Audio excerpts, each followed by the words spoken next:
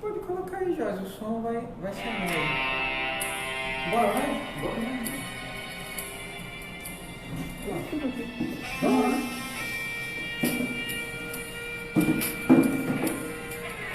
Pode ir lá, vocês dois.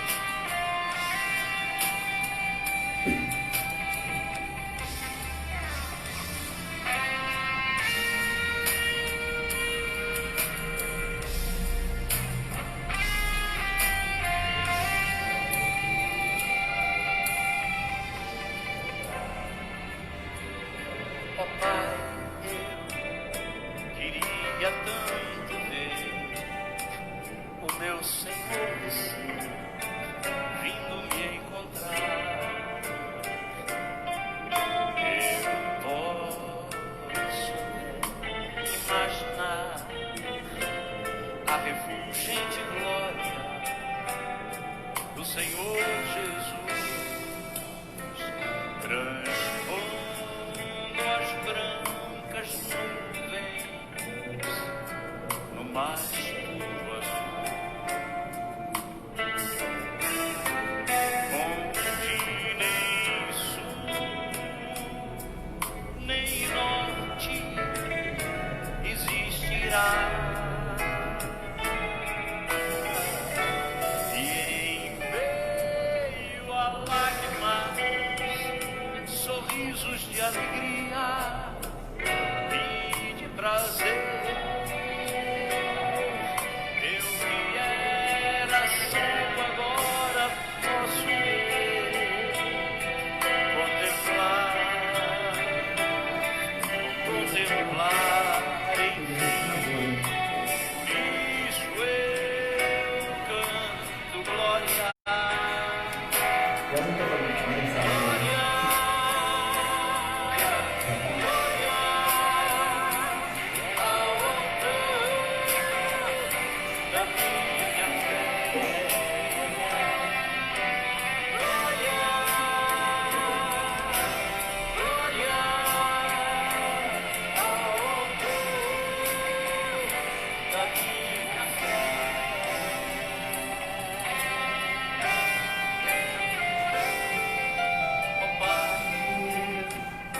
Queria tanto ouvir o som que vai abrir o encontro triunfal,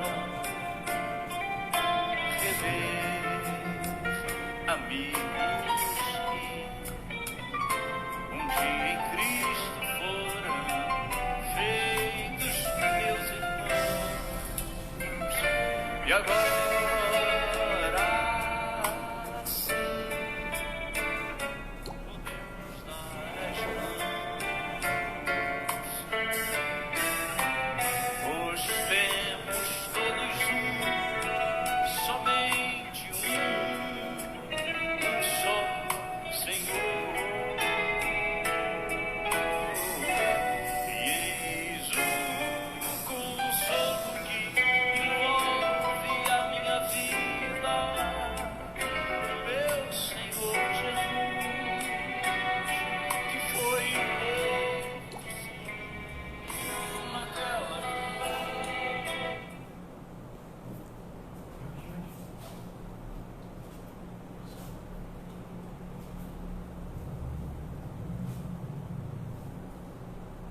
Meus irmãos e irmãs, boa noite a todos e a todas, boa noite aos jovens, às crianças, aos adultos, aos idosos, às nossas irmãs, nossos irmãos, que essa noite se fazem presentes também por essa live.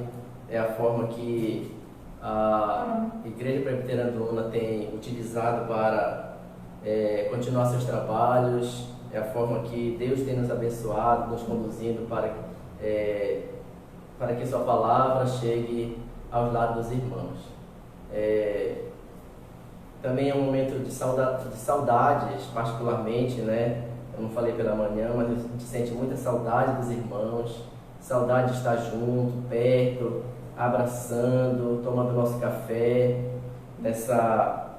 Nesses domingos à noite são momentos de saudade, né?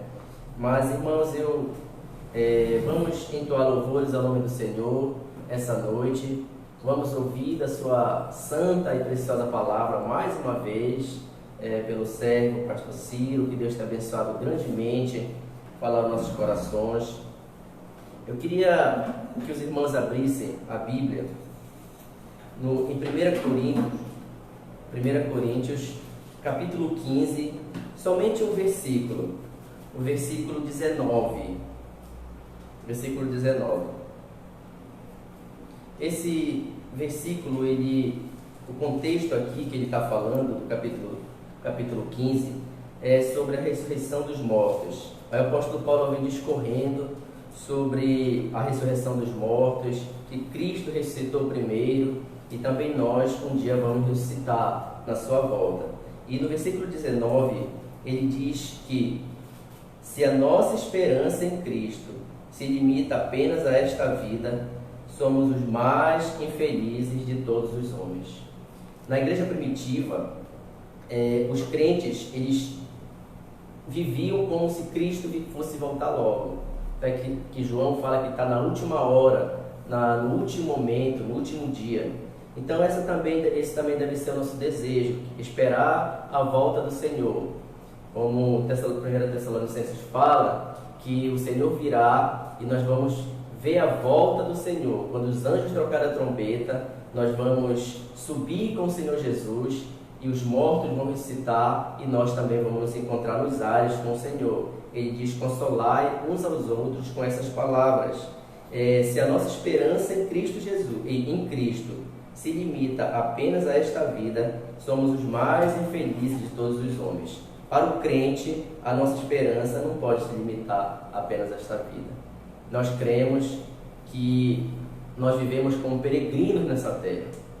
E esse foi o chamado nosso, como peregrinos nessa terra, caminhando de tenda em tenda até chegar a Canaã Celestial, esperando ansiosamente a volta do Senhor Jesus. Mas aqui também tem um paralelo de quem não tem esperança em Cristo. Os que não têm esperança em Cristo realmente viviam como esses inquiridores do apóstolo Paulo viviam. Não tem esperança, então vamos comer, vamos beber e vamos perecer, porque não temos esperança. Nós não. A nossa esperança está em nome do Senhor Jesus, que fez os céus e a terra. Amém? Vamos entoar louvores ao nome do Senhor. Antes, vamos fazer uma oração pedindo a graça de Deus para nossas vidas. Senhor Deus, maravilhoso Senhor, eterno Pai, louvamos grandemente o Teu nome, porque o Senhor é um Deus bondoso e o Senhor tem cuidado da Tua igreja, mesmo nesses tempos difíceis. Mas cremos, Senhor Deus, como ouvimos hoje pela manhã, que o Senhor é um Rei, o Senhor é o que escreve a história, o Senhor é o dono do mundo, ao Senhor pertence a terra e tudo o que nela se contém. Ao Senhor pertence a nossa vida, nossos planos, nossos projetos. Por isso, como servo do Senhor, entregamos todos os nossos intentos ao Senhor. Toma conta da nossa vida, Senhor Deus. Por favor, em nome de Jesus, nos abençoa com a Tua palavra essa noite e abençoa também os louvores, Senhor Deus. Amém. Amém. Meus irmãos, vamos cantar um cântico. Esta paz que eu sinto em minha alma. Não olhe as circunstâncias.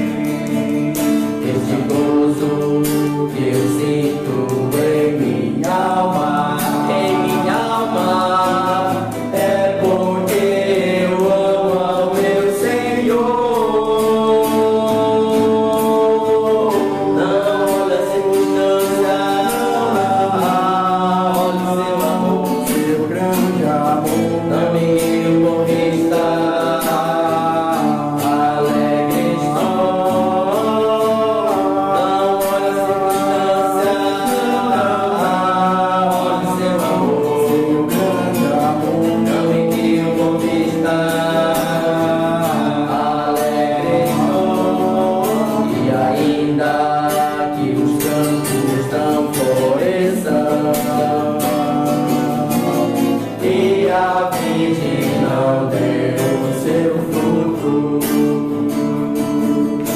e ainda que os montes se lancem ao mar, ou que a terra trema, hei de confiar.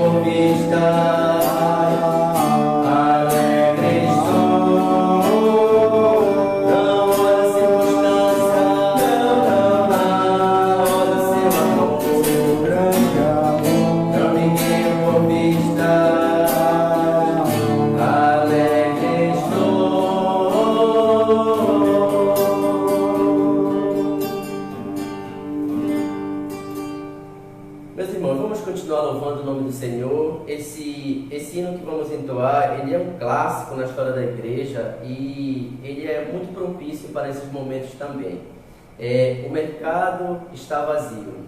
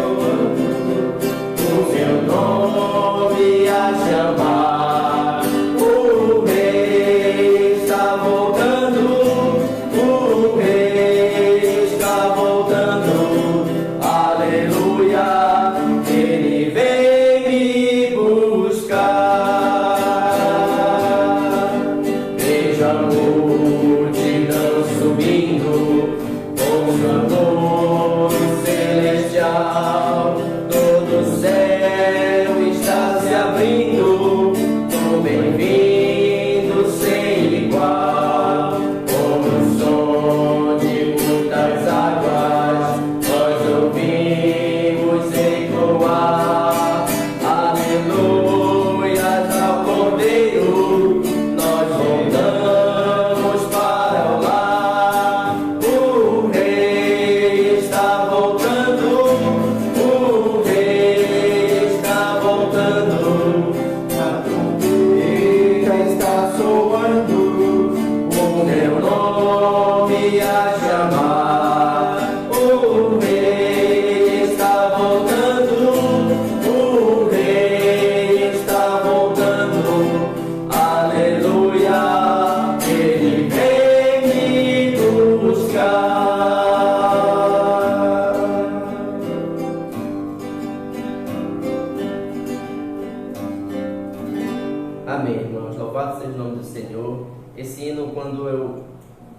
canta na igreja, a gente vê os irmãos lagrimarem.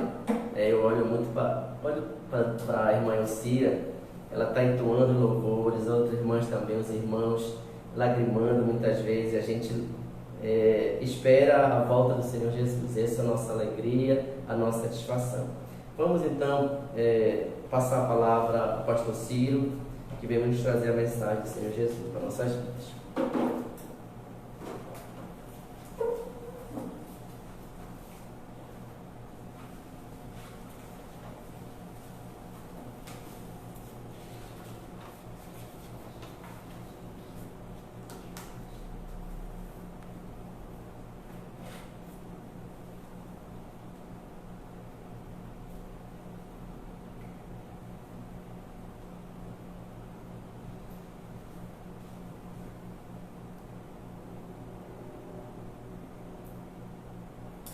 Meus amados irmãos e irmãs, uma boa noite a todos. Mais uma vez, com muita alegria, nós estamos nos reunindo para louvar ao Senhor e também ouvir da sua santa palavra nessa noite. É uma alegria poder entrar no seu lar, juntamente ouvir a palavra do Senhor, receber o pão do céu e alimentar a nossa alma para esses dias tão turbulentos que estamos passando.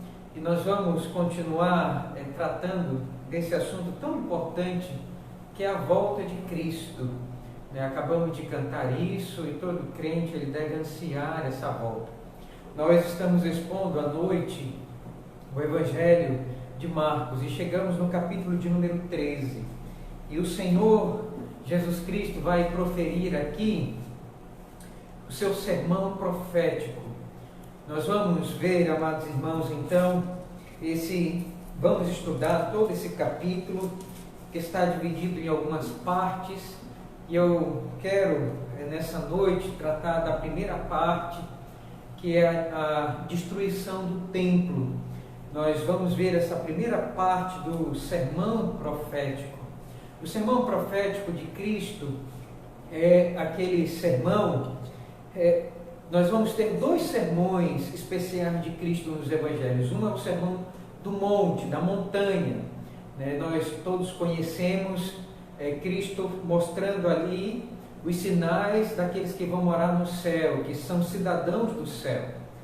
E aqui nós encontramos, no capítulo de número 13 de Marcos, o sermão profético, o sermão escatológico de Cristo.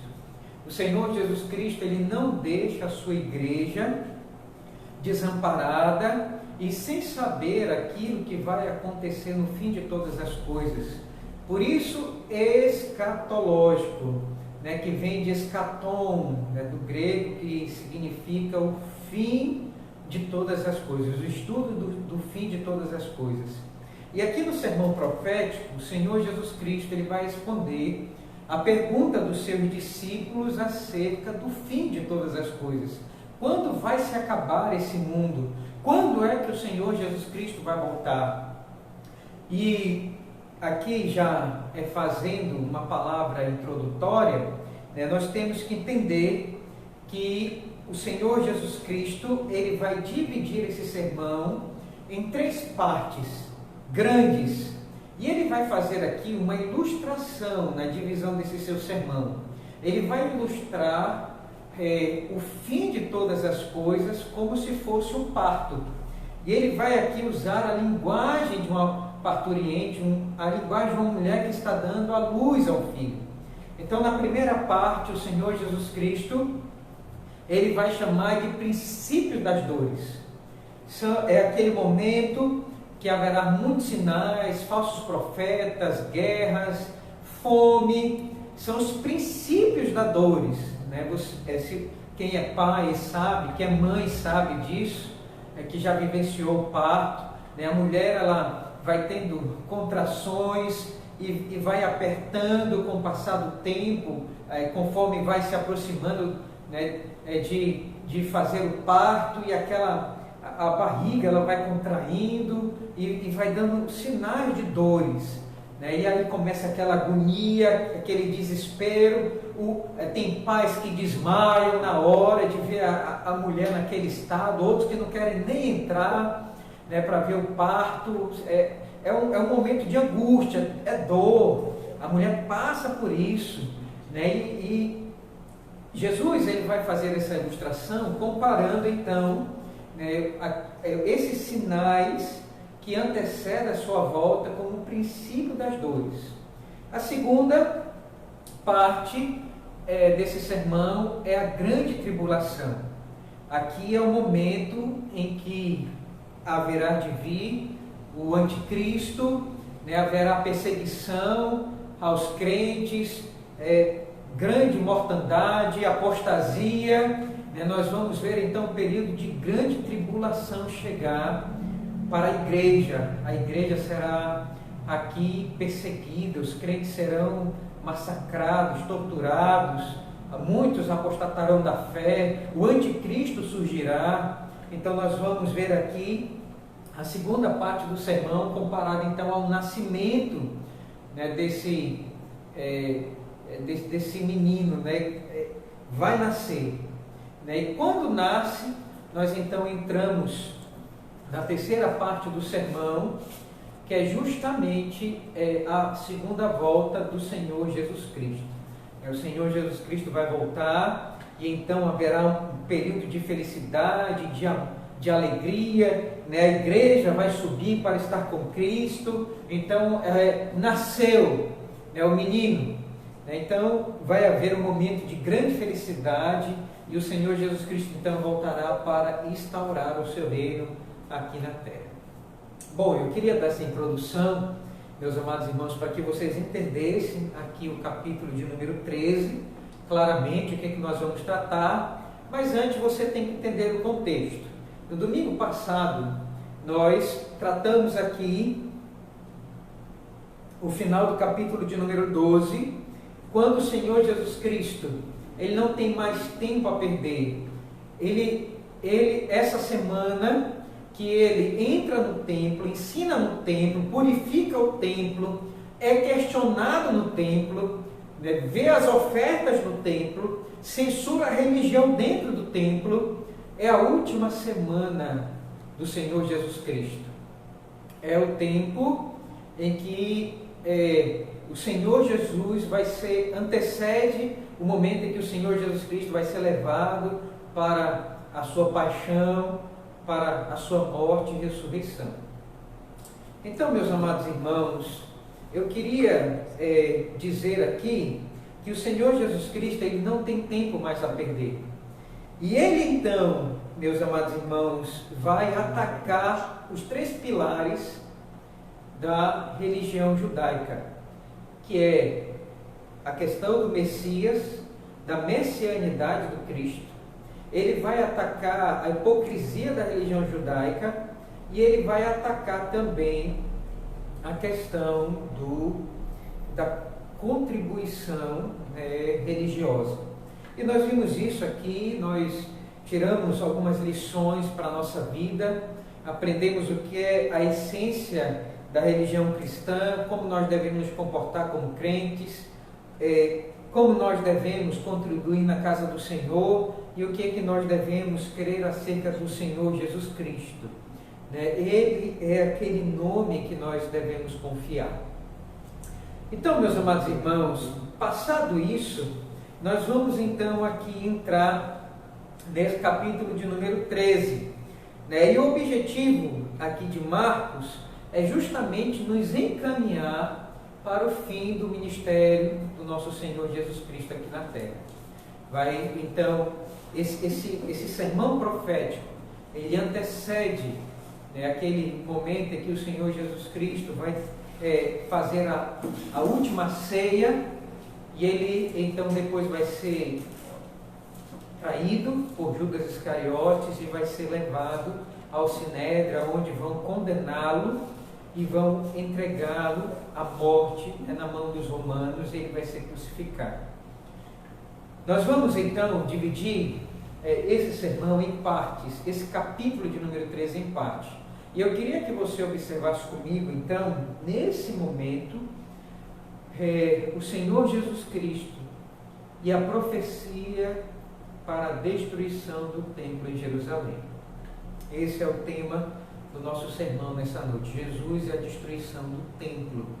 E eu queria que você observasse comigo então do verso de número 1 até o verso de número 4, e eu vou dividir aqui esses 4 versos de forma didática, para que você acompanhe comigo aqui o raciocínio. O sermão ele tem que ser didático, o sermão ele tem que alcançar uma estrutura lógica, porque o nosso culto tem que ser racional. Então você tem que observar esses passos para que nós possamos alcançar aqui o entendimento, o esclarecimento desta passagem, e depois nós vamos aplicar isso ao nosso coração de forma prática. Eu quero dividir em 3 partes. Em primeiro lugar, eu queria então dividir esse texto mostrando a importância do templo. Em segundo lugar, eu quero mostrar aqui a relação, o templo como um símbolo da relação com Deus. E em terceiro e último lugar, eu quero mostrar aqui uma profecia contra o templo. Então, essas 3 partes nós vamos tratar aqui nesse sermão. A importância do templo, a relação que os judeus tinham com o templo e a questão da profecia contra o templo. Vamos olhar então o texto e vamos observar o que o Senhor Jesus Cristo está dizendo aqui. Então, em primeiro lugar, eu quero mostrar para vocês a importância do templo em Jerusalém. Verso de número 1 até o verso de número 4, por favor, acompanhe comigo, diz assim a palavra do Senhor. Ao sair Jesus do templo, disse-lhe um de seus discípulos: Mestre, que pedras, que construções! Mas Jesus, lhe dando banho de água fria, lhe disse: Vês estas grandes construções? Nada ficará pedra sobre pedra que não seja derribada. No Monte das Oliveiras, de frente do templo, achava-se Jesus assentado quando Pedro, Tiago, João e André lhe perguntaram em particular: Dize-nos, quando sucederão estas coisas? E que sinal haverá quando todas elas estiverem para cumprir-se? Percebam, meus amados irmãos, aqui a importância do templo em Jerusalém. Percebam que ao sair do templo, Jesus passou aquela semana toda ensinando no templo, e Jesus vai sair do templo, e quando ele sai do templo, os discípulos então olham para o templo religioso, o centro da religião em Jerusalém, e vai dizer: Mestre, que grandes pedras, que grande construção! E o Senhor Jesus Cristo, ele vai dar um banho de água fria neles e vai dizer: não ficará pedra sobre pedra. Meus amados irmãos, por que os discípulos eles elogiaram aquela grande construção, aquele belíssimo templo, que era considerado um dos santuários mais belos, mais suntuosos de toda aquela época do mundo antigo? Por que eles disseram isso? E por que eles elogiaram o templo? Meus amados irmãos, o templo judaico era uma das maiores construções do mundo naquela época, e nenhum outro santuário religioso ultrapassava em beleza e valor. O rei Salomão ergueu esse templo, e ele, irmãos, fez isso no ano 1004 a.C., está registrado lá em 1 Reis, capítulo de número 6. E esse templo, irmãos, era um templo magnífico, coberto de ouro, muito suntuoso e muito belo. Mas esse templo, ele foi destruído depois que os babilônicos eles invadiram Jerusalém. Eles arrasaram o templo, tocaram fogo no templo, e o templo ele vai ser reconstruído em 535 a.C., no tempo de Neemias e Esdras, que reergueram os muros de Jerusalém e reconstruíram o templo. Mas o segundo templo, que foi reerguido, que tinha uma grande importância para o povo judeu, lembram que Daniel, no cativeiro, ele virava-se para o rumo de Jerusalém, porque ali estava o local do templo, e eles oravam virado para o templo, porque o templo, irmãos, era ligado à presença de Deus em Jerusalém, em Israel. E esse segundo templo, se você ver lá em Esdras, capítulo de número 3, verso 12 e 13, quando eles reconstruíram, vai dizer que ele era muito menor em glória. E vai dizer que os anciãos mais velhos, quando eles viram a reconstrução do segundo templo, eles choravam, porque eles tinham visto a construção do primeiro templo por Salomão. E eles choravam de tristeza, enquanto os mais novos choravam e cantavam de alegria. E vai dizer então, irmãos, que o profeta Ageu, no capítulo de número 2, verso 9, que Deus prometeu que a glória desse segundo templo seria maior do que o primeiro. E aí nós vamos ter então aqui o terceiro templo, que torna esse templo um templo embelezado com grandes pés bordejado com ouro. Era um templo magnífico. Era um templo, irmãos, de todos ficar de queixo aberto, caído, de boca aberta. Por isso os discípulos, quando eles olharam para aquelas construções, eles disseram: mestre, que pedras, pedra de mármore, bordejada em ouro. É um templo muito bonito. Mas nós vamos perceber, meus amados irmãos, que o Senhor Jesus Cristo, Ele não estava nem aí para a grandeza desse templo. Percebam, meus amados irmãos, que o Senhor Jesus Cristo, Ele vai dar um banho de água fria nos discípulos e vai dizer: veja essas construções, não ficará pedra sobre pedra. Por que o Senhor Jesus Cristo, irmãos, vai dizer isso? Eu quero então entrar aqui no segundo ponto do nosso sermão, que é justamente, irmãos, o templo como um símbolo da relação com Deus.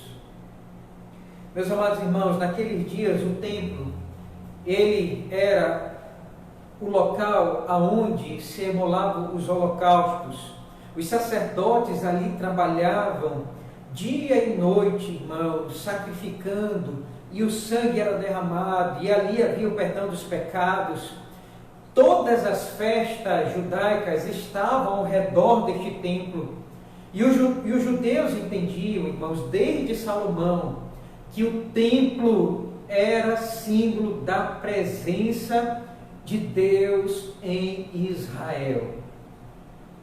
Todos os judeus, eles entendiam que o templo, ele marcava não somente um grande edifício num local especial em Jerusalém, que era belíssimo, mas esse templo, ele era símbolo, era uma sombra da presença de Deus em Israel.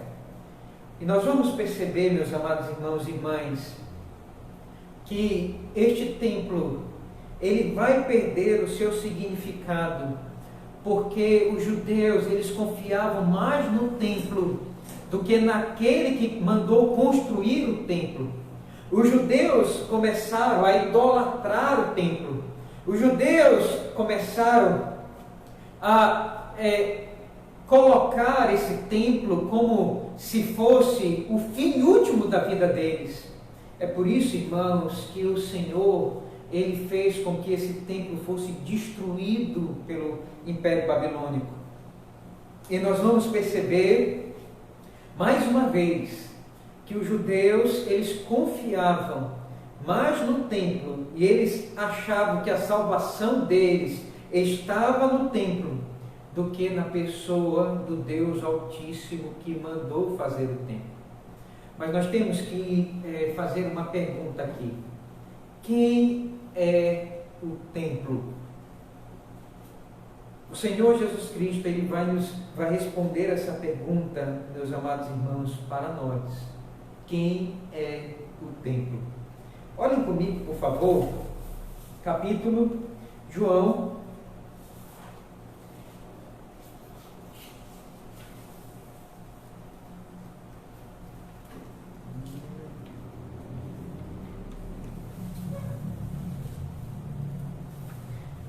João, capítulo de número 2, verso de número 19 a 21. Abram comigo para lá, por favor. Quem é o templo? Olha só, por favor, leiam comigo. Diz assim, João, capítulo de número 2, o Senhor Jesus Cristo está falando aqui quem é o templo. E ele vai dizer aqui, perguntaram-lhe, verso de número 18, perguntaram-lhe, pois os judeus, que sinal nos mostras para fazer estas coisas? O Senhor Jesus Cristo, vejam só, no verso de número 13, ele entra no templo e ele purifica o templo, ele expulsa todos os vendedores, e os escribas e fariseus, eles vão chegar aqui para o Senhor Jesus Cristo, os principais dos sacerdotes, e eles vão perguntar, que sinais nos mostra para fazer essas coisas? Ou seja, quem te deu autoridade para poder expulsar as pessoas de venderem aqui no templo? E o Senhor Jesus Cristo, ele vai responder, irmãos, quem é o templo? Uma resposta que eles não esperavam. Jesus dá sobre isso, e ele vai dizer então, destruir este santuário. Que santuário? E em 3 dias o reconstruirei. Replicaram os judeus, em 46 anos foi edificado este santuário, e tu em 3 dias o levantarás? Ele, porém, se referia ao santuário do seu corpo. Quando, pois, Jesus ressuscitou dentre os mortos, lembraram-se os seus discípulos de que ele dissera isto, e creram na Escritura e na palavra de Jesus. Percebam, meus amados irmãos e irmãs, que o templo, ele vai perder o seu significado. Por que ele perde o seu significado? Porque agora chegou aquele que era o significado do templo para Jerusalém, para o povo judeu. Ele era o próprio santuário de Deus. Ele era aquele, irmãos, para o qual o templo apontava. Desde o tabernáculo em Moisés até o templo, todas as coisas que eram feitas neles, irmãos, o propiciatório, o sangue derramado dos sacrifícios, tudo apontava para a pessoa do Senhor Jesus Cristo. E ele vai dizer, destruir esse santuário. Que santuário? O seu corpo. Eles estavam planejando já matá-lo. E ele disse, em 3 dias reconstruí-lo-ei.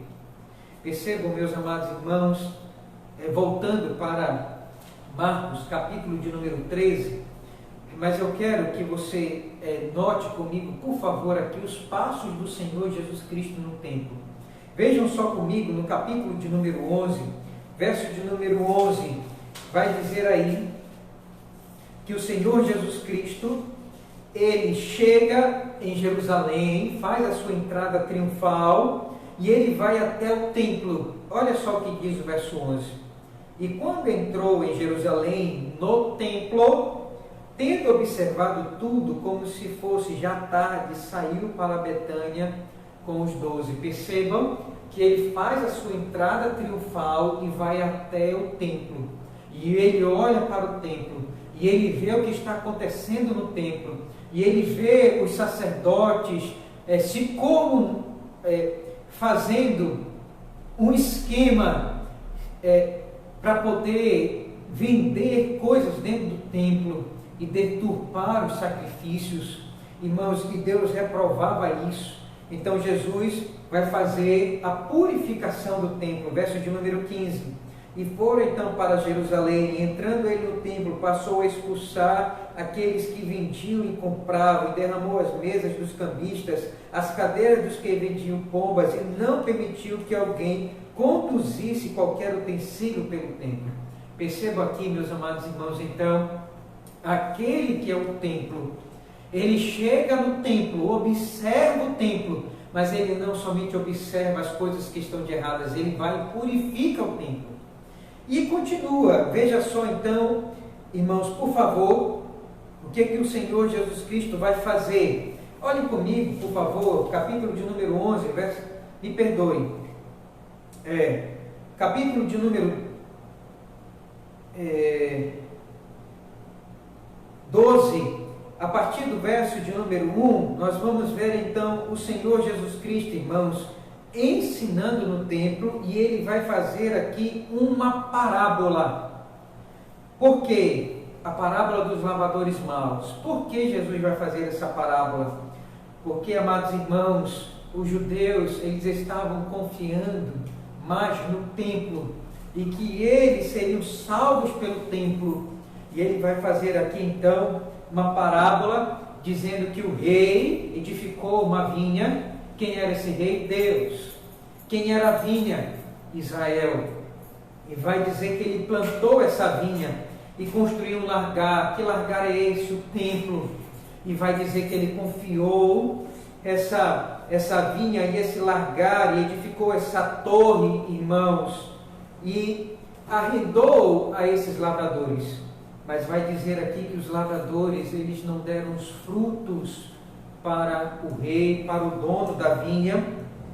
E ele vai dizer aqui que no final eles mataram o filho do dono da vinha.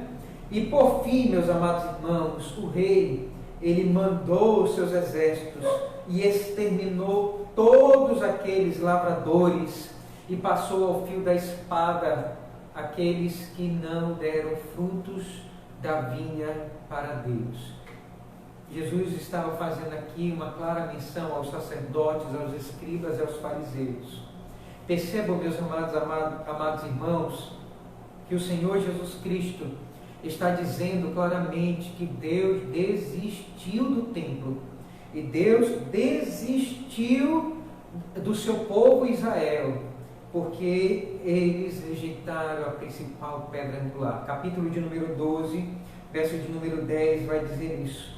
Ainda não lestes esta escritura? A pedra que os construtores rejeitaram, essa veio ser a principal pedra angular. E o Senhor Jesus Cristo vai ter aqui os seus embates, com os fariseus, com os escribas, com os herodianos. E no capítulo de número 13, verso de número 1, nós vamos ler o seguinte: ao sair Jesus do templo, disse-lhe os seus discípulos: mestre, que pedras, que construções? Mas Jesus lhe disse: vês estas grandes construções, não ficará pedra sobre pedra que não seja derribada. Percebam, meus amados irmãos, que Jesus, ele agora entra no templo, purifica o templo, ensina no templo, e ele agora, de uma vez por todas, vai sair do templo e nunca mais vai voltar naquele templo. Por quê? Porque o significado do templo perdeu a sua importância. Porque Jesus era aquele que era o santuário de Deus. E o povo judeu não viu isso. Não viu isso claramente. Por isso a parábola dos lavradores maus. Se você ler, abra comigo, por favor. Irmãos, Marcos não vai registrar isso, mas Mateus vai fazer esse registro, capítulo de número 23, verso 37 a 39. Percebam comigo, por favor, a falta de importância que os judeus deram àquele que deveria ser considerado o santuário de Deus, o templo de Deus, aquele que o tabernáculo desde o Antigo Testamento e o templo em Jerusalém apontavam, mas eles não deram essa importância. Veja só o que o Senhor Jesus Cristo fala, verso 37 do capítulo 23 de Mateus: Jerusalém, Jerusalém, que mata os profetas e apedreja os que te forem enviados, quantas vezes quis eu reunir os teus filhos como a galinha junto os seus pintinhos debaixo das asas, e vós não quisestes. Declaro, verso 38, eis que a vossa casa vos ficará deserta. Declaro-vos, pois, que desde agora já não vivereis, até que venhas a dizer: bendito o que vem em nome do Senhor. Vejam só, meus amados irmãos, então aqui a dureza das palavras de Cristo. Eles queriam matar o Senhor Jesus Cristo, porque eles não estavam dando a importância ao seu ministério, à sua pessoa. Os judeus, irmãos, eles descartaram completamente o Senhor Jesus Cristo como um rabino que não merecia crédito nenhum. E eles aqui vão receber uma sentença, irmãos, clara, uma profecia que vai ser cumprida. E nós vamos ver isso então na terceira parte aqui do sermão, que é justamente, irmãos, uma profecia inescapável contra o templo. O Senhor Jesus Cristo, ele vai dizer: vês estas grandes construções, não ficará pedra sobre pedra. E eu queria então, meus amados irmãos, que você entendesse que a destruição do templo está ligada à destruição de Jerusalém. Quando o templo fosse destruído, Jerusalém também seria arrasada. Aqui no capítulo de número 23 de Mateus, verso de número 38, Jesus ele vai dizer isso: eis que a vossa casa vos ficará deserta. Por que a casa ficará deserta? Porque o templo ele seria destruído. O símbolo da relação com Deus, irmãos, seria totalmente arrasado. E nós vamos ver que isto aconteceu no ano 70 depois de Cristo. O Senhor Jesus ele vai fazer essa profecia 35 anos antes. O Senhor Jesus, usando o seu ofício de profeta, irmãos, ele vai declarar claramente o que vai acontecer. Por quê? Porque eles rejeitaram o Senhor Jesus Cristo como Messias Salvador. O povo judeu queria um Messias político. A expectativa messiânica nacional era que o Messias seria um libertador de Israel. O Messias seria um Messias político. E havia uma esperança naqueles dias em Jerusalém, e isso estava fervilhando. Os brios dos judeus, eles esperavam mais, nesse momento mais do que nunca, que o Messias viesse, e eles esperavam que o Senhor Jesus Cristo fosse o Messias político. A tal ponto, meus amados irmãos, de se criar um grupo entre os judeus chamado de zelotes, e eles estavam preparados para pegar a espada para poder lutar contra o jugo romano. Eles não queriam mais ser humilhados e escravizados e subjugados pelo Império Romano. Mas o Senhor Jesus Cristo ele vai contrariar essas expectativas messiânicas políticas. Ele não veio como Messias político, ele veio para instaurar o seu reino espiritual e para ser o Messias Salvador, mas o povo judeu e a liderança judaica não vê isso. Então, meus amados irmãos, no ano 66, depois de Cristo, nós vamos ver então a liderança judaica, o povo judeu, se rebelando contra o Império Romano. O imperador Vespasiano, ele manda então suas hordas para poder sitiar Jerusalém. E do ano 66 ao ano 70, o comandante Tito, que era filho do imperador, ele então cerca Jerusalém. Naquele período, irmãos, era o período da Páscoa. Havia em Jerusalém um número mais ou menos de 1 milhão de pessoas. Jerusalém estava apinhada de gente. E no ano 66 o cerco romano chega e começa a faltar comida. O povo começa a passar fome. E é quando então os romanos entram em Jerusalém de forma impiedosa. E vai dizer o historiador Flávio Joséfo que não era cristão, era judeu, e que comandava um grupo de soldados e que por algum motivo foi poupado e levado escravo para Roma. E ali ele escreve 2 livros, Antiguidades Judaicas, irmãos, que é um livro importantíssimo e que nós devemos ler. É de domínio público, você pode baixar em PDF ou comprar em livro. E ele também vai escrever sobre esse cerco em Jerusalém.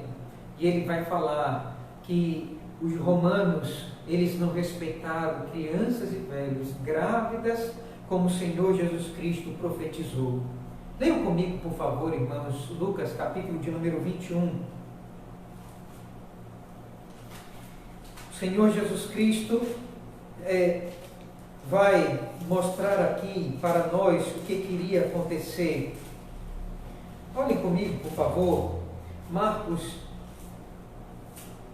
não registra isso, mas o Senhor Jesus Cristo, ele vai registrar. Lucas, capítulo de número 21, verso 20, diz assim: quando, porém, vide Jerusalém sitiada de exércitos. Que exércitos são esses? O exército romano, as hordas romanas. Sabei que está próxima a sua devastação. Então, os que estiverem na Judéia, fujam para os montes. Os que se encontram dentro da cidade, retirem-se. E os que estiverem nos campos, não entrem nela.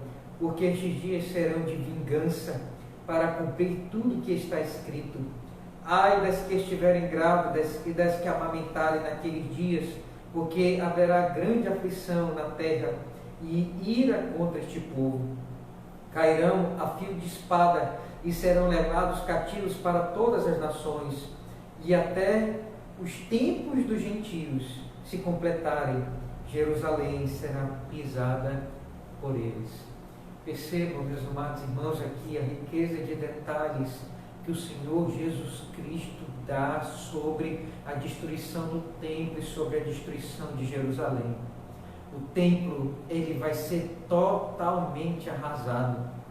Conta Flávio Joséfo que um dos soldados romanos jogou fogo no templo. Grande fumaça e grande fogo tomou conta do templo. Os judeus não sabiam se choravam por causa do fio da espada ou por causa da destruição do templo. O fogo foi tão grande que o ouro do templo, ele se derreteu e escorreu por entre as frestas das pedras do assoalho do templo. E os soldados romanos, atrás do ouro, eles vão, irmãos, arar o templo, eles vão arrasar o templo, eles vão levantar as pedras, a tal ponto de não se saber aonde ficava o local do templo. Exagerando aqui, claro, né? Porque nós sabemos aonde fica, porque ficou um muro, um pedaço do templo ali.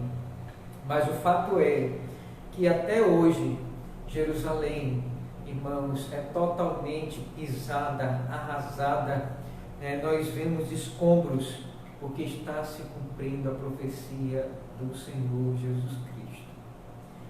Não ficará pedra sobre pedra.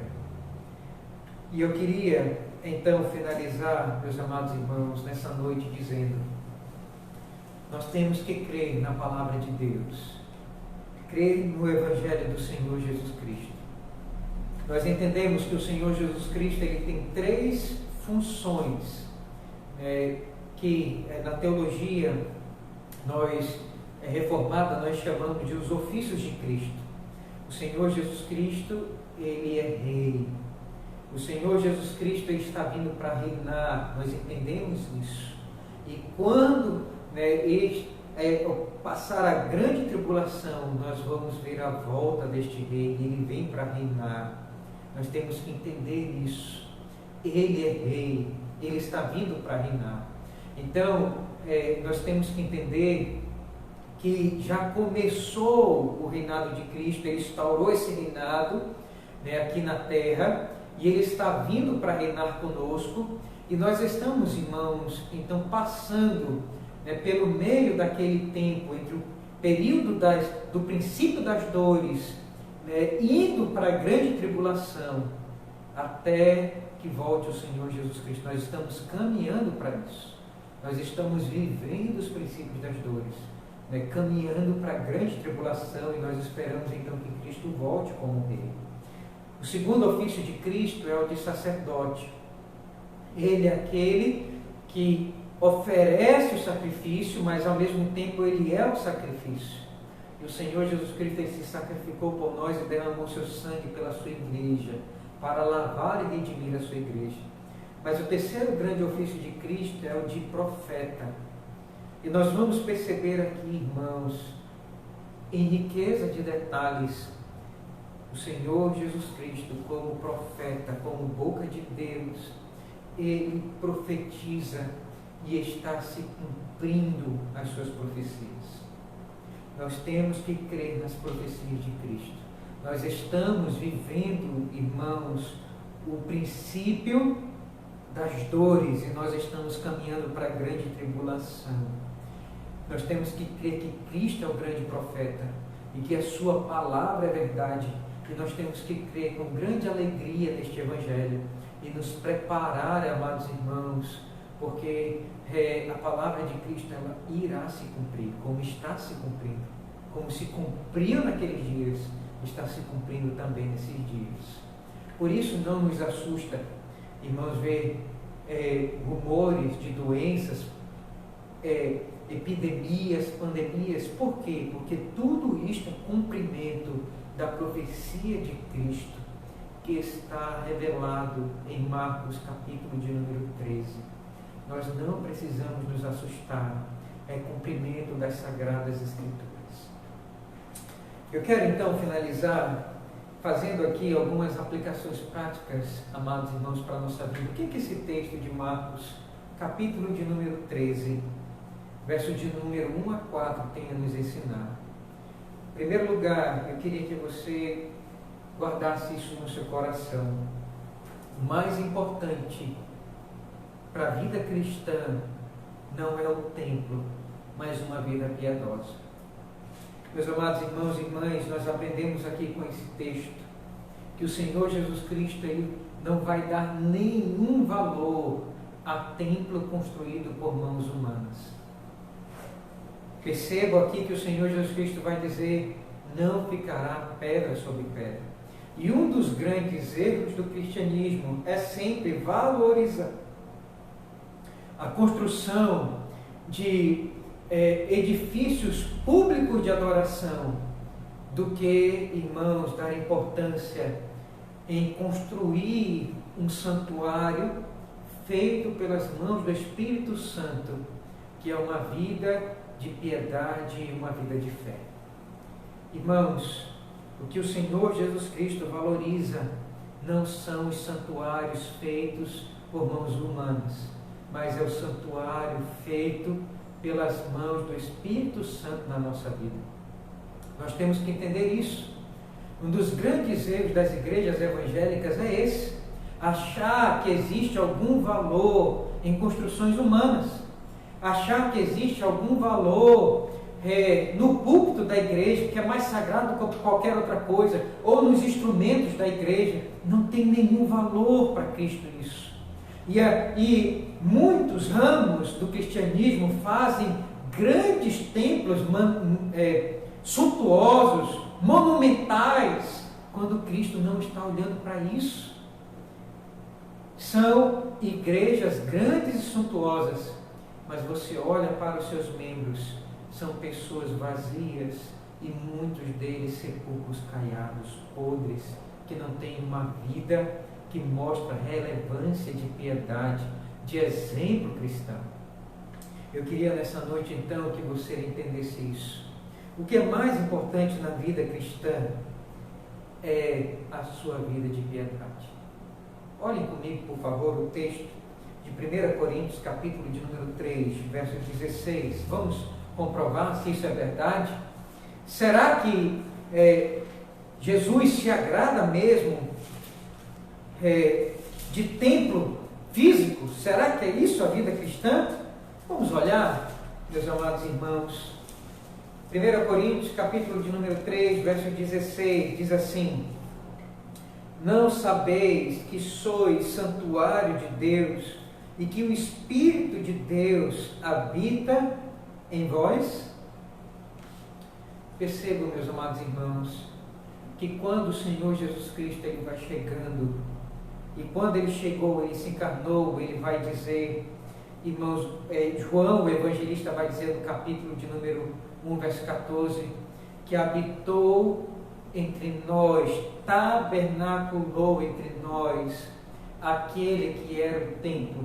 E o Senhor Jesus Cristo, irmãos, ele vai dizer que ele era o santuário de Deus. E o apóstolo Paulo, ele vai interpretar isso aqui no capítulo de número 3, verso 16 de 1 Coríntios, ele vai dizer, irmãos, o Senhor Jesus Cristo, quando ele habita na nossa vida, ele faz um santuário pelo poder do Espírito Santo na nossa vida. E ele vai dizer, irmãos, de maneira clara: não sabeis vós que sois santuários, templo do Espírito Santo? Verso de número 17: se alguém destruir o santuário de Deus, Deus o destruirá, porque o santuário de Deus, que sois vós, é sagrado. E Paulo, meus amados irmãos, está dizendo aqui que é nossa responsabilidade viver uma vida santa e consagrada a Deus. O bispo J.C. Riley, ele vai dizer que a verdadeira glória não consiste em construções de prédios de adoração pública, mas na fé e na piedade de seus membros. Nós somos santuários do Espírito Santo. E eu queria que você aprendesse isso. O que é mais importante para Cristo não é a grande igreja, a suntuosa igreja que você participa, né, o que você ajuda a ornamentar. Cristo não está preocupado com isso. O que Cristo está preocupado é com o santuário da sua vida.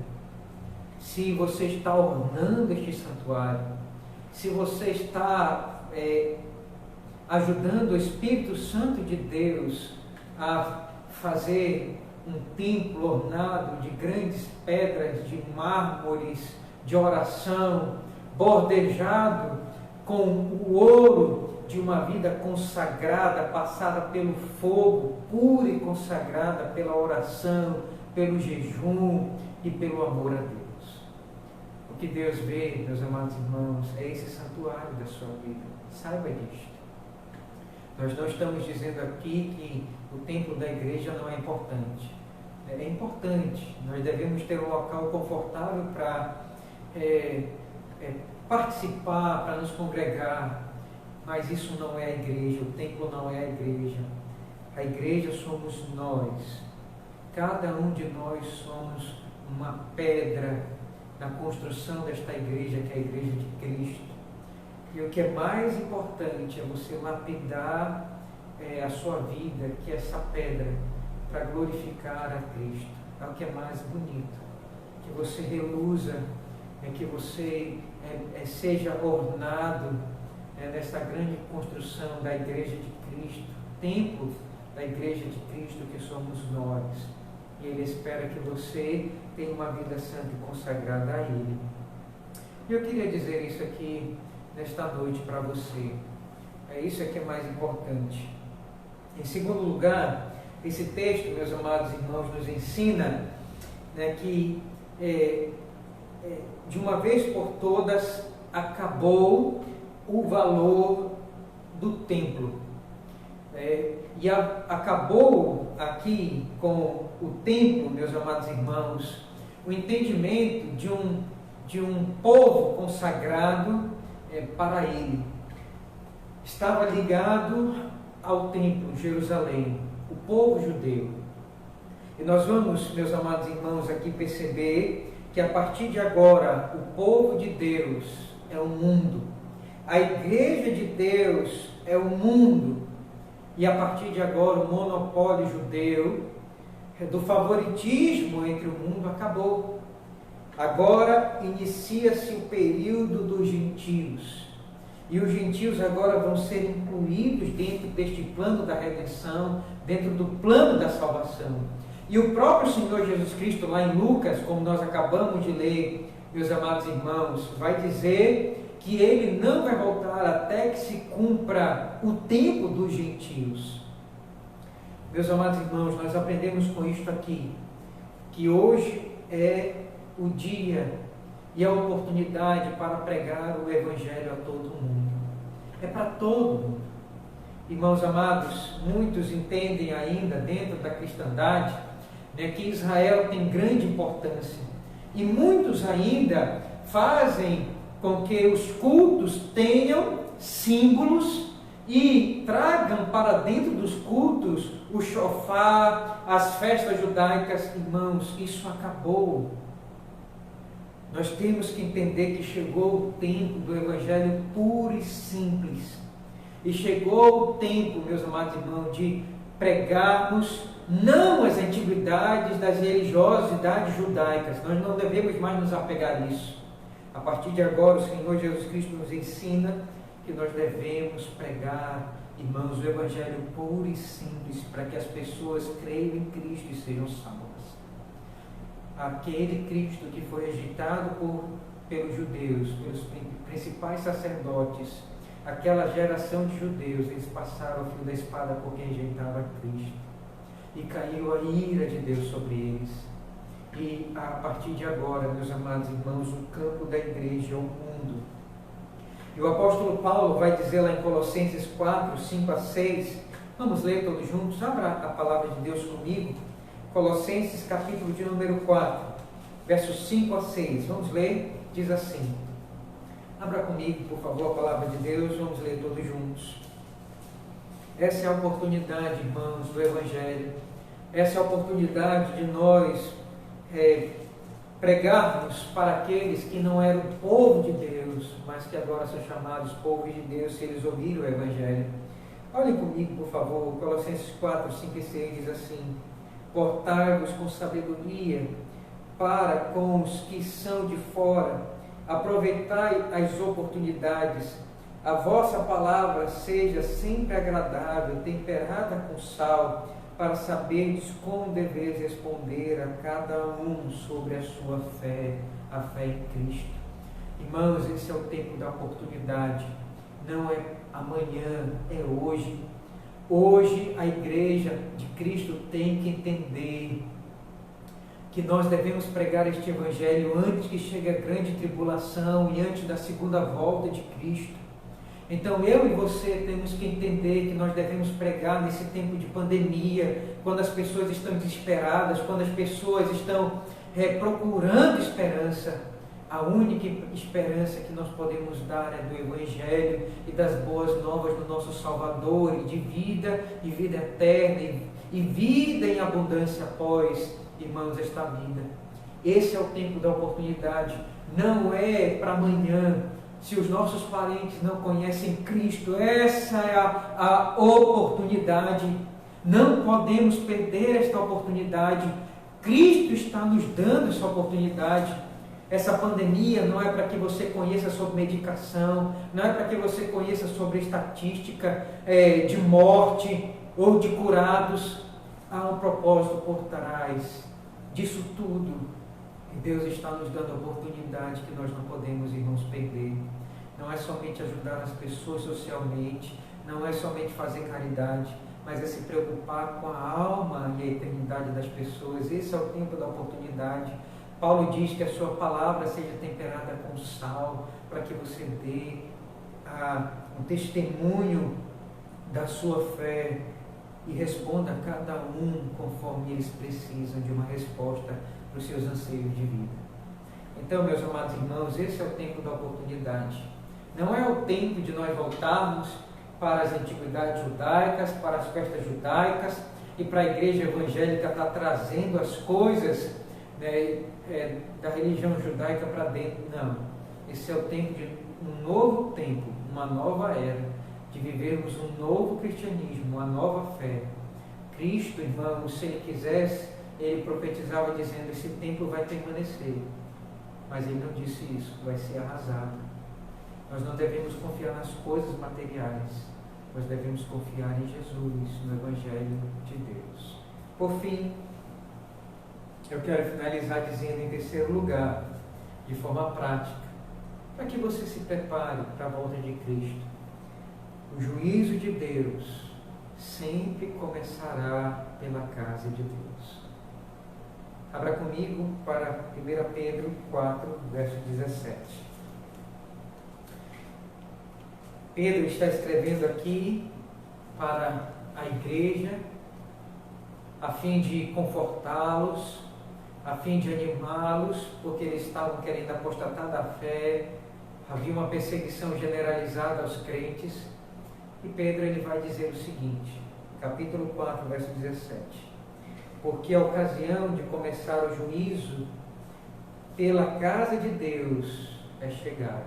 Perceba, irmãos, o juízo sempre começa pela casa de Deus, o templo foi arrasado.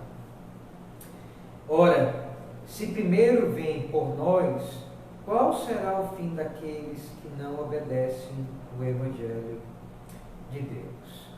Eu queria então finalizar dizendo para você, porque há duas posições, meus amados irmãos, na cristandade. Uma é aquela que supervaloriza a volta de Cristo, e a tal ponto de marcar uma data para Cristo voltar. E eles fazem isso de uma maneira exacerbada, né, que nós não cremos que é assim. Mas por outro, e o contrário disso também acontece. Existe dentro da cristandade aqueles que vivem parecendo que Cristo nunca vai voltar, e vive uma vida cotidiana de uma maneira secularizada, às vezes dando mau testemunho, vivendo como se fosse um ateu, pintando e bordando, e Cristo não se agrada disso. Nós temos que estar preparados. Não podemos, irmãos, viver uma vida cristã secularizada, mundanizada.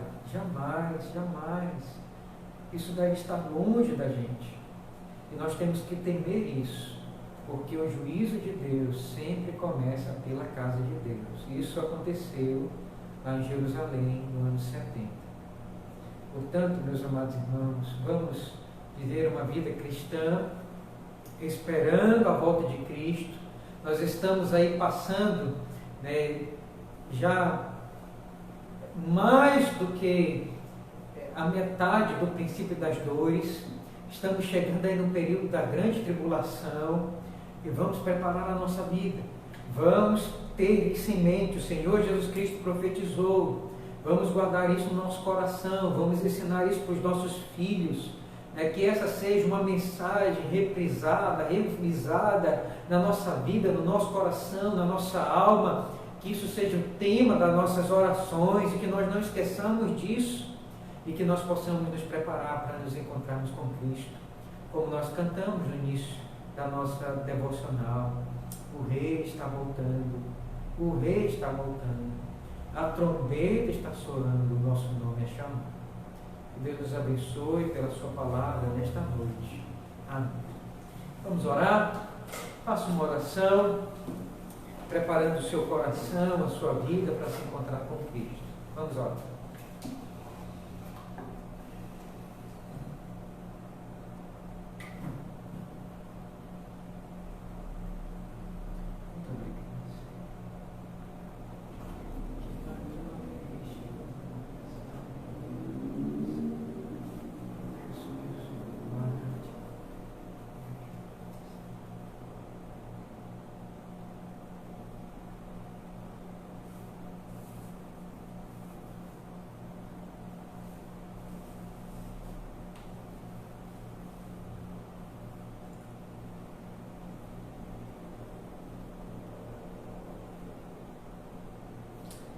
Senhor Jesus, muito obrigado, porque a Tua palavra, Senhor, ela se cumpriu e ela está se cumprindo, e nós cremos que ela é verdade para a nossa vida e para a nossa fé.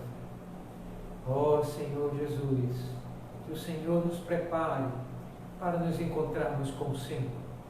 Que o Senhor fique, ó Deus, o coração das nossas famílias aqui de nossa igreja, preparando-nos, ó Deus do céu, para, Senhor, ter um santuário, uma vida santa que glorifique ao Senhor e que seja ornada, Senhor Deus, por favor, com muita oração, jejum, Senhor, e leitura e meditação da Tua Palavra.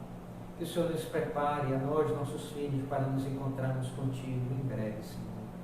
Obrigado por essa noite na Tua presença, por todo esse dia, ouvindo, Senhor, belas palavras de vida, ouvindo, Senhor, as Tuas santas instruções, e que ela possa, Senhor Deus, por favor, ser guardada, Senhor, a sete chaves em nosso coração para o nosso próprio bem.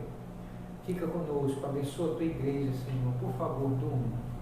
E que a graça merecida do Senhor Jesus Cristo, o amor de Deus o Pai, poder, a comunhão e as consolações do Santo Espírito seja derramado sobre a vida de vocês, amados irmãos, hoje e para todos sempre. Amém. Meus amados irmãos e irmãs, quero finalizar mais uma vez, agradecer a todos que estão nos acompanhando desde amanhã. Muito obrigado por essa dedicação ao ministério da palavra em nossa igreja. Obrigado pelas orações dos irmãos, pela vida do pastor, e também vamos sempre orar para que a palavra de Deus seja pregada para os nossos corações de forma verdadeira, sem engano, de uma maneira clara, para que nós possamos viver um cristianismo conforme o Senhor Jesus nos ensina. Quero agradecer ao presbítero Joás, ao diácono Ronaldo, que estão nos acompanhando nessa transmissão. Que Deus nos guarde nossas famílias de todo mal. Eles estão se expondo, e esperamos em Deus que Deus, pela sua graça, acampe os seus anjos ao nosso redor para poder servir Ele, e nos desgastar por Ele sempre que for solicitado. Meus amados irmãos e irmãs, eu quero pedir que vocês continuem a orar. Está piorando, e está chegando mais próximo de nós a Covid-19. Nós estamos sabendo que na igreja da Marambaia 9 irmãos estão com os sintomas dela. O presbítero Júnior, todos nós conhecemos, esposo da Leia, ele está no hangar, no hospital, se tratando. 84% do pulmão dele foi infectado, mas graças a Deus já está recebendo medicação. Eu queria pedir a você que orasse para que Deus nos ajudasse a passar logo por isso. E eu queria solicitar que você tivesse ainda mais cuidado ao sair de casa, tomasse todas as precauções, e se possível fique em casa, porque está chegando próximo de nós. Nós tivemos aqui na nossa igreja a irmã Cira, o Júnior, com os sintomas também da Covid, outros irmãos estão aí sentindo isso, então eu queria pedir para você que tomasse muita precaução nesse período. Estamos chegando realmente no ápice dessa doença aqui no Pará, e está impactando ainda mais, e nós vemos que o caso é muito sério, essa doença é muito séria mesmo, tá bom? Então, meus amados irmãos, se você puder, se prepare, pelo amor de Deus, principalmente aqueles que estão na faixa de risco, no grupo de risco, que se preparem, por favor, aqueles que puderem se consultar, receita médica para poder comprar os remédios, façam isso. Em algumas farmácias está faltando medicação, então se preparem, se previna, os idosos, nós temos que tomar muita precaução mesmo, porque essa doença, além de ser muito contagiosa, quando ela se instala, ela é muito perigosa. E vamos preparar para tudo isso. Que Deus nos abençoe, que Deus nos proteja. Espero que não seja preciso Não é nada disso, mas nós devemos começar a tomar algumas precauções. Está chegando próximo e muito próximo da gente. Então, que Deus nos ajude a passar por isso. Nós estamos vendo aí alguns decretos dos governadores, dos prefeitos. Vemos o Zenaldo Coutinho proibiu o comércio de funcionar, cada vez mais restringindo. Os supermercados aqui, eles estão com algumas senhas para poder receber as pessoas, não pode mais entrar, filas estão sendo formadas porque estamos vendo as coisas piorarem aqui em Belém, em Ananindeua, na região metropolitana. Então vamos tomar os cuidados necessários, tá bom? E que Deus nos abençoe, que Deus nos proteja. Vamos passar mais um tempo sem reunir aqui na igreja. Então, enquanto isso, nós vamos nos esforçando para nos reunirmos em oração. Quarta-feira, nós vamos mais uma vez passar o link da reunião de oração e esperamos que vocês, todos vocês, instalem o programa, o app, e participem da nossa reunião de oração. Nós tivemos mais ou menos umas 10 famílias participando nessa quarta-feira conosco e você também é nosso convidado a participar, tá bom? Deus abençoe a todos. Uma boa noite. Finalizando agora, tenha um tempo de oração, por favor, em casa, ore com a sua família e depois então vamos descansar desse dia, tá bom? Aqueles que puderem, na semana, faça uma lista de ligação, ligue para os seus irmãos, veja como eles estão, e faça uma oração, na ligação mesmo, faça uma oração por eles no final, tá bom? Para que nós possamos nos manter fervorosos, animados e cuidando uns dos outros. Deus abençoe, uma boa noite a todos. Fiquem na paz.